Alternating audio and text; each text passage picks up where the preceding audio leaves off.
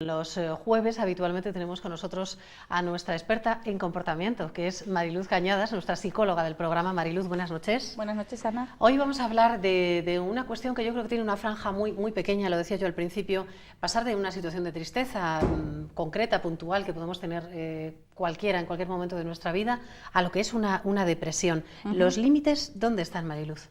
Bueno, pues el límite está en función del nivel de sufrimiento de la persona y de la persistencia de los síntomas. El estar triste es una condición normal en la persona, es un sentimiento que es normal, pero cuando ese sentimiento nos invade y sobre todo nos empieza a interferir con nuestra actividad cotidiana, es cuando tenemos que buscar ayuda y pensar que podemos estar en una depresión o tener otro tipo de problemas físicos, por ejemplo, que pueden presentar como síntomas depresión. Ah, sí, los problemas, alguna cuestión física puede derivar en una depresión también. Sí, es decir, por ejemplo, hay trastornos, por ejemplo, alteraciones del tiroides o cambios hormonales que pueden mostrar síntomas depresivos cuando realmente es otra la causa que los está generando. Entonces, es muy importante siempre, cuando tengamos síntomas de depresión, el acudir inicialmente a nuestro médico de cabecera, que va a ser el que va a hacer una valoración completa y va a descartar que haya ningún tipo de trastorno físico que justifique esos sentimientos y esos cambios que estamos notando, y en el caso de que realmente haya depresión, pues tomar las decisiones acerca del tratamiento. Bueno, ¿y la voz de alarma cuándo la podemos dar? ¿Cuándo alguien puede decir, ojo, esto ya no es una tristeza pasajera, esto es que estoy cayendo en un estado depresivo? ¿Cuándo puede encender dar la voz de alarma? Pues la voz de alarma nos la puede dar el hecho de, aparte de tener una sensación de tristeza que nos invade la mayor parte del tiempo, el percibir que dejamos de disfrutar de las actividades cotidianas, de las cosas que antes nos hacían sentir bien, o el notar alteraciones, por ejemplo, en el patrón del sueño. En casos de depresión es muy habitual empezar a tener dificultades para conciliar el sueño y, sobre todo, despertarnos mucho antes de nuestra hora habitual.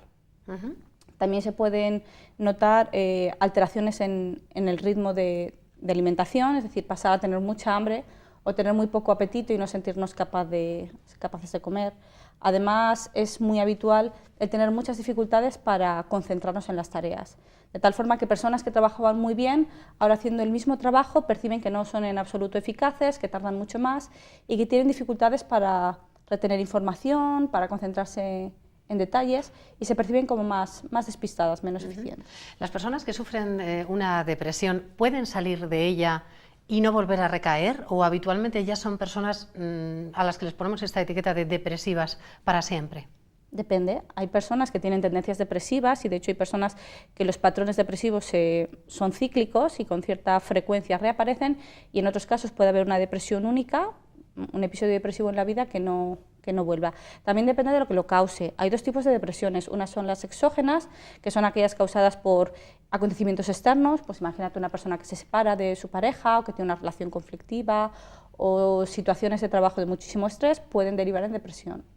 Pero hay ocasiones en las que la depresión la provoca factores internos, factores biológicos. Entonces, en ese caso, si nuestro organismo regula mal las sustancias cerebrales, los neurotransmisores, sí que es más probable que sea cíclico y que pueda haber recaídas. Pero claro, bueno, en esos casos se demuestra lo que decimos siempre, que al fin y al cabo somos química, ¿no? Sí. Y está por dentro realmente lo que nos provoca una depresión. ¿Y siempre es necesaria una medicación o no necesariamente? Depende. Es decir, en los casos en los que hay una depresión endógena, es decir, por causas químicas, es muy importante el tomar medicación, es imprescindible, y también en casos de depresiones graves, entre otras cosas porque hay veces, yo por ejemplo, cuando vienen personas a las consultas, hay veces que son muy reticentes a tomar medicación. Entonces yo el planteamiento que a veces les hago es que tienen que valorar el nivel de sufrimiento. Si el nivel de sufrimiento que tienes es muy intenso y una medicación te va a ayudar a empezar a remontar antes, a empezar a sentirte mejor antes, ¿por qué tenemos que poner tantas pegas? Si realmente una medicación prescrita por un buen profesional puede ser muy efectiva y ayudarnos en la intervención psicológica también.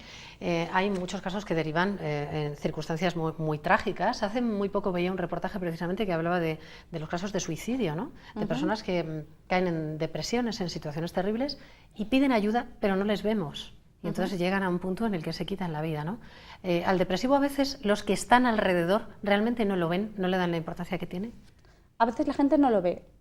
A veces no lo quieren ver porque implica tener que movilizar muchos recursos, y a veces las familias tienen otras preocupaciones y no se centran en dar la ayuda, o a veces quieren ayudar y la forma de ayudar que tiene lo único que hace es hundir más a la persona. Es decir, imaginemos una persona con depresión que percibe que ya no puede trabajar, que ya no puede atender a sus hijos y se siente muy culpable por no ser capaz de hacerlo. Si yo soy su amiga y le insisto en que es muy importante, que sigues para adelante porque tienes tus hijos, porque no tienes problema, a lo mejor estoy favoreciendo que se sienta culpable en vez de ayudarla. Claro, y también esa otra conducta que hay con gente que padece depresiones de, bueno, hombre, pues sal, pues relaciónate, pues como si eso fuera tan sencillo, ¿no? Decir, bueno, ahora mismo ya se acabó la tristeza. Sencillo no es. Pero lo cierto es que cuando trabajamos con personas con depresión, lo primero que intentamos es activar a la persona. Entonces, es muy importante el proponerles actividades. Es decir, yo no puedo presionar a una persona con depresión a que salga, pero si soy amiga suya, cuantas más veces le llame, más veces le insista de una forma amigable para que salga, más opciones le estoy dando para que me agarre la mano y se deje ayudar. Lo importante es tener esa mano bien cerca. Mariluz Cañadas, gracias por haber venido esta noche al programa.